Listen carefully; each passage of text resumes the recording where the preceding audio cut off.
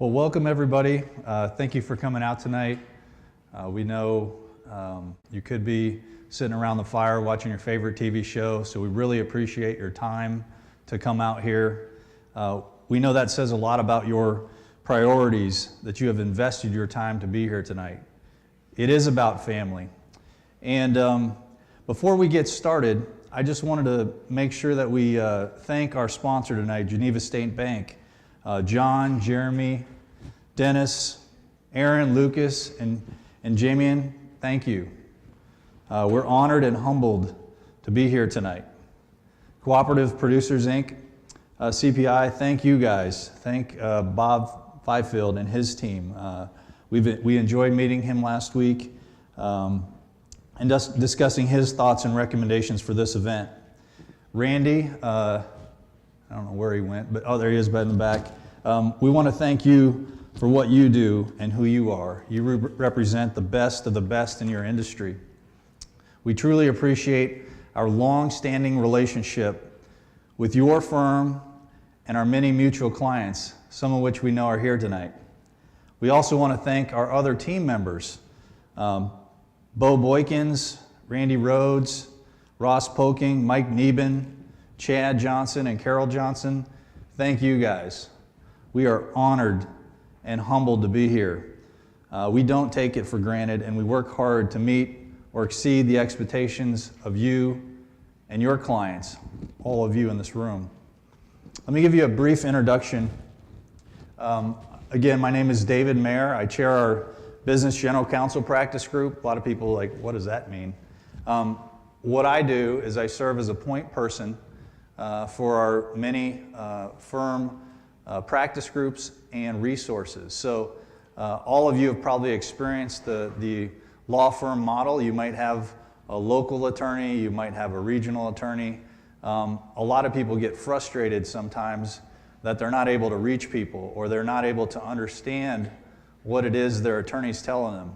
Well, I serve as a point person to our clients who have that difficulty or who want one person to be responsible for what they do and who they are, and listen to them and make sure their needs are being met. So Dave and I have teamed up. Dave Dvorak, who's the chair of our estate planning practice group, have teamed up and lead a large group of attorneys and staff at our firm so that when you all call us and your team is working with us, we make sure that we service you and get back to you. Dave, again, Dvorak will be talking next. He will be walking us through a hypothetical family farm example.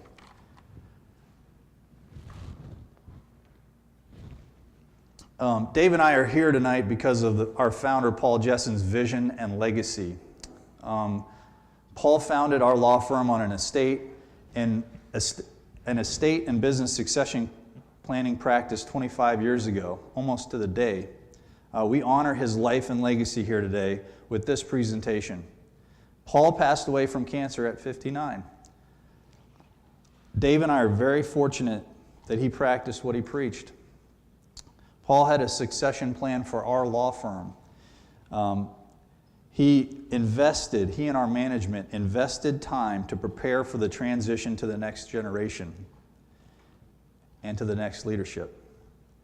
For those of you who didn't know Paul was an honest man whose word was his bond and whose brand was defined by integrity, loyalty, compassion, family, friendship, and faith. That brand lives on in all of us. Some of his quotes work well with tonight's presentation, and I think they'll ring true for you. Be prepared to succeed. Persistence pays. Shoot straight. Good advice for whatever you're doing. All of us have a story. That's our story. And part of what we need to do tonight is set the stage to arm all of you with the ability to tell your story and establish a vision for your legacy. With that, let's get to it. As Randy would say, speak from the heart. So why is proper planning so critical? These are some statistics from back in 2007 which hold true today. Over 80% of small business owners desire for their business to stay in the family. Look at the percentages that actually do. Why are success rates so low? Failure to plan ahead. For families like yourselves, communication. Step one, start communicating. Pick your team. You're going to hear some of these same themes tonight. Lack of an identifiable successor. Be thinking about not just communicating, but identifying someone. Failure to account for liquidity needs. Poor management by the successor. Again, start the process now. The key to this slide, business succession planning is a process. And again, as far as the definition goes, planning, the business succession planning is defined as planning for a systematic transfer of ownership and management of a business from one individual or group to another individual or group. And to effectuate that transfer of ownership and management without adverse consequences. So all the family dynamics, all of that. Start the communication now. What are the component parts? You have estate planning, financial planning, succession planning, which includes ownership and management, tax considerations, and Dave will cover a lot of these in more detail, transfer tax considerations, and then you have non-tax considerations, which includes business, economic, and two key component parts down here, family and emotional. A lot of you sitting there tonight are here for a reason, to start the process. It starts with the family, it starts with communication, it starts with picking a team to help you through that process. What is that process? What does it look like? Well, the first step is acknowledgement and realization that you need to plan. A lot of you are here tonight because you have already gone to that step. The next thing that I talked about, communicate with the family. Start the communication with your wife, with your kids, with your grandkids. Establish your team. We're going to talk about the detriments of silo planning, something Randy mentioned earlier today, which is if you have your accountant planning your tax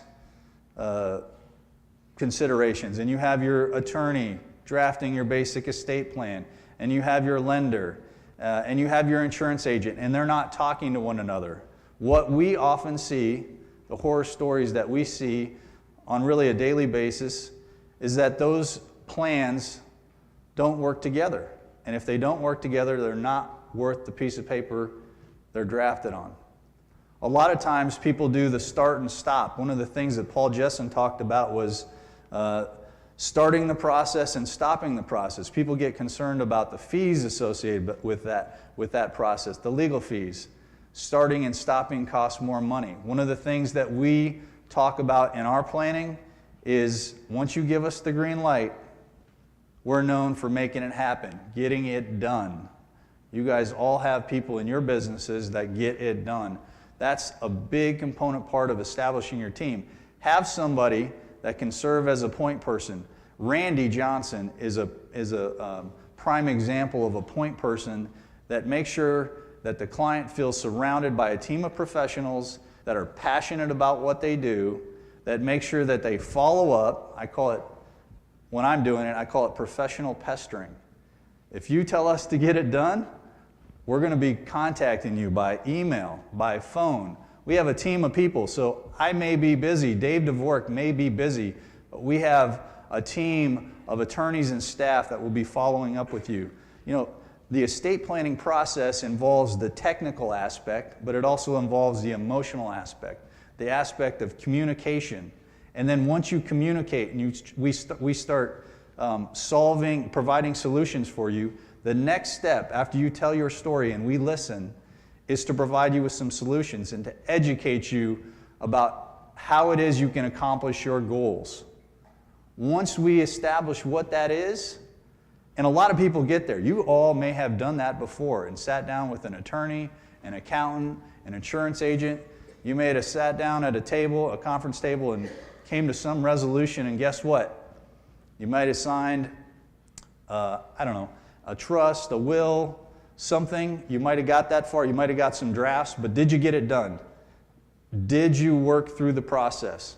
Because it is a process. You have to invest time and your energy.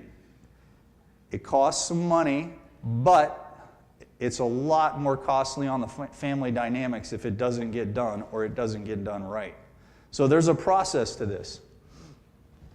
The first thing you can do after you establish your team is start with a solid basic estate plan. Again, I mentioned you can put a basic estate plan in for a very reasonable cost. But what we're talking about here is perhaps keeping the farm in the family, establishing your legacy. That involves more than a basic estate plan. So the first thing you're going to do is solve for any immediate or short-term problems or opportunities or objectives that you come up with. So you're going to communicate, establish your team, you're going to come up with those immediate and short-term problems and opportunities, and then as soon as that happens, your team of professionals is going to put in some basic estate plans. A lot of you probably have that already. The next step, define long-term needs and objectives. Going to have a little bit of patience, some diligence, and communication, further communication. You need a team of professionals that drive that process, because we all know, and again, we're happy that you're here tonight, but we all know that after tonight's event, it's easy to just say, gosh, I kind of got excited about this, I learned a lot of new things, and then kind of forget about it.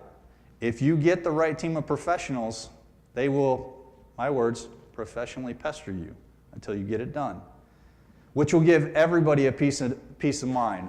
Mom and dad, brother, sister, all the family, the grandkids, everybody should understand the plan.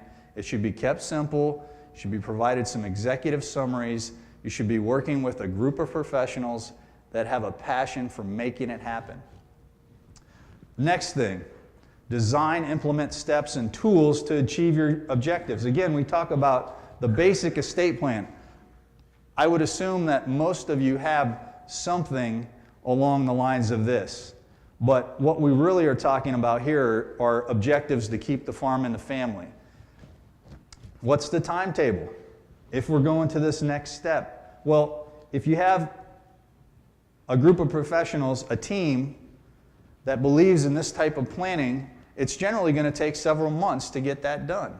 And that's okay. It's going to take some time to communicate with everybody, to make sure everybody's on the same page, have a couple, 3 meetings with the family, several meetings with the professionals, and then it's time to get it done. Make it happen, implement the more advanced planning techniques. Finally, and this is something that our firm does regularly, when you engage our estate planning practice, what we do is get your authorization to follow up with you. A lot of you probably have estate and succession plans that have been done 10 years ago.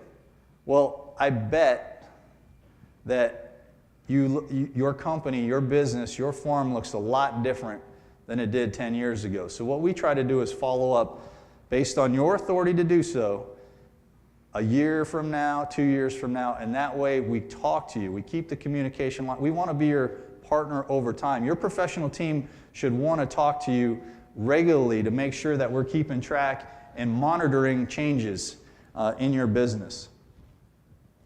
Playing team. Again, we believe in playing team. I can't stress enough that playing team doesn't mean taking out your existing group of professionals that you have. You probably have a trusted local accountant, a trusted local attorney. They might be the same person. That person might handle tax returns, they might be in court, all of those things. Part of that is they know you. So we don't have any problem. We set our egos aside. Our entire team sets our egos aside. We want those people at the table. If you want them at the table, we want them at the table. You should want your professional team to consist of the people that know your story the best, which is you and your current set of professionals. So when we say playing team, we're not talking about blowing up your current team. We're just talking about making sure that you have a group that believes in getting it done. Who else would be involved in a team? Your lawyer, your accountant, your insurance advisor, your investment advisor, your corporate trust department, banker, lender, and maybe others.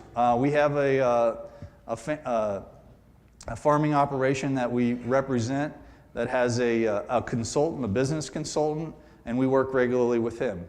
It's about making sure you get to the right result and get it done. Along those lines, Randy Johnson has been working on a concept of grand purpose planning. And why do I mention that tonight? Well, again, we have several people here tonight that have traveled from out of town to be here. I mentioned them earlier that believe in this type of collaborative planning. And it's not just from Nebraska, it's across the country. And you can see that this grand purpose type of planning talks about collaboratively working for clients. And again, the idea is get to the right result, right? So who needs to be at the table, and who knows how to listen to your story and get to the right result? What are the impediments to not getting this done? Well, we talked about some of them, and we're going to talk about a little bit more here. Lack of commitment to the process. You have to be committed to this. Your commitment's shown by being here tonight.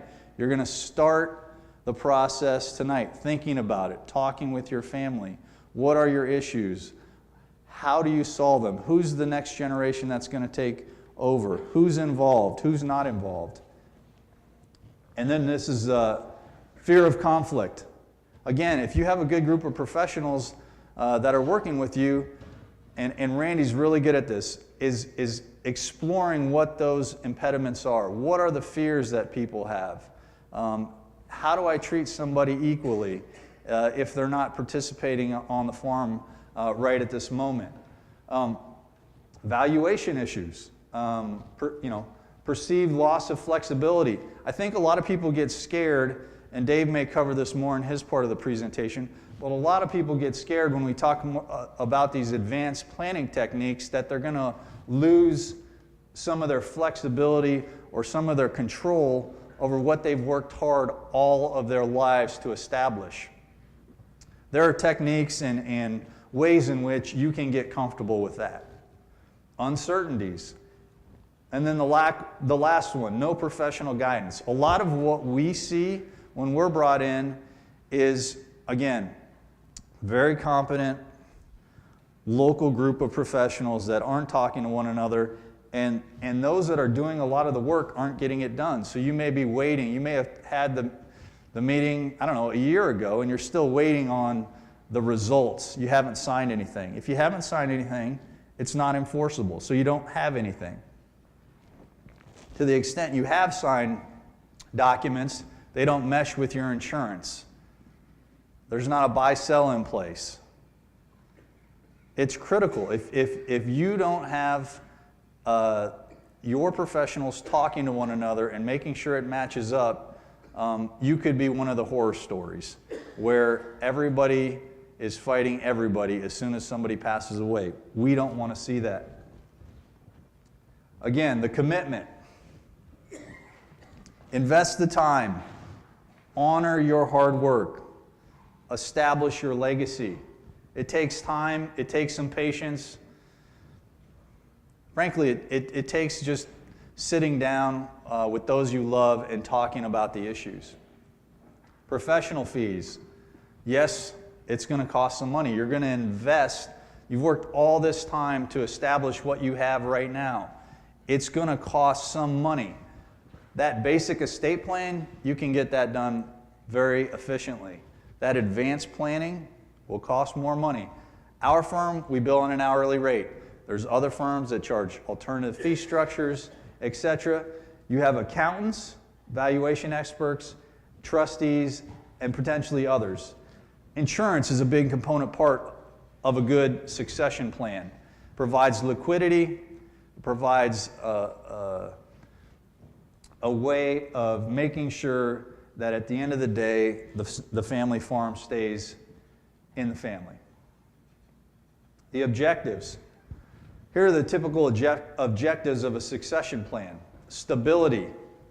Continued control. Again, people are fearful they're not going to have control. There's ways in which through proper planning, through proper communication, that you can maintain the level of control you expect of the assets you worked hard to accumulate. Orderly provisions for the transfer of ownership and management. Again, it's looking to that next person or persons that are going to take over. Create market for the business interests, the state liquidity, provide equally for children. Dave is going to get into this concept. Minimize or eliminate adverse tax consequences. I don't think any of you want to pay more than your fair share, and Uncle Sam will take it if you don't plan. And then preserve cash flow to the patriarch or matriarch of the family. Those are the objectives.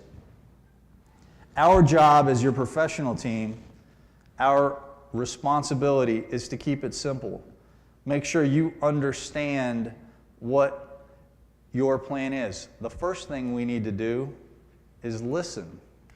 So if you have somebody talking to you, one of your professional teams talking to you and saying, this is what you need to do, the first step really should be to take in the information.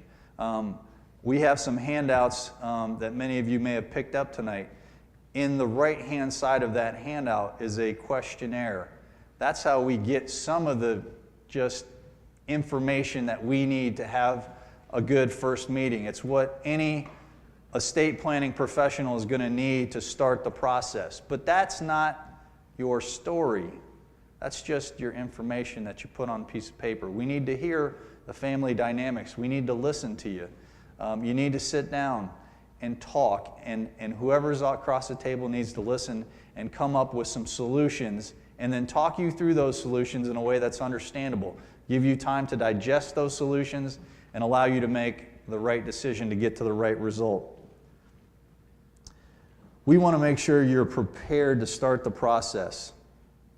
Talk to your family, choose your team, and make informed decisions. Now, I'm going to turn it over to my colleague, David DeVork, and you're going to meet Bill and Betty Brown, our hypothetical farm family. So thank you again for coming out tonight. Again, we're grateful to be here and appreciate your time.